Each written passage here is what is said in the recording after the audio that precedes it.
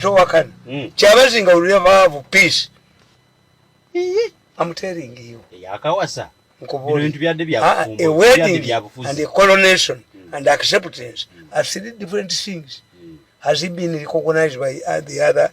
Busoga, Eringa Emirates. I'm telling you. Olutalo olwabaluse ku Embaga ya Kyabazinga ne Kyabazinga talumanyi.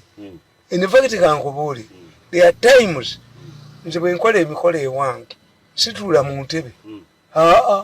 Nze ngaba ebintu. Kyabazinga would have taken a card to Museveni. Kyabazinga is being alienated from Museveni.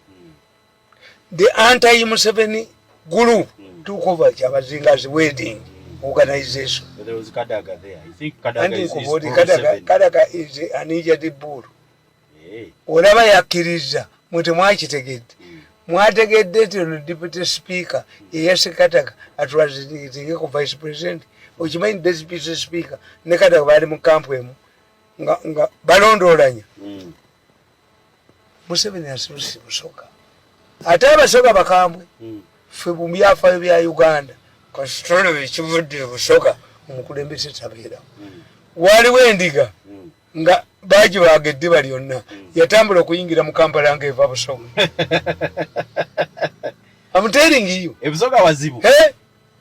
Muwanga bwe baali bagenda nga gavumenti yegenda okuvaako ekidaala kyamukubira Busoga. Ekidaala nga mwali obete omusajja gwamufutula Busoga. Museveni afubutuse Busoga.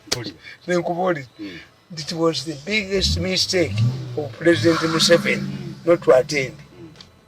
He normally comes now overshadowing our enemies. Of course. When Museveni, when they were organizing the last funeral rites of Benny Chiwangu, Museveni spent a week in Masaka. He ended up being what? Yes. Now deflating a Democratic Party. Busoga kyamulemi. Busoga yakifiiriddemu. Government has also seen ewali Kadaga wamwe kumwachumiliatinga kudu Kadaga translate wulira a former speaker to translate for the deputy speaker. No. Bangi anzala nalabye deputy speaker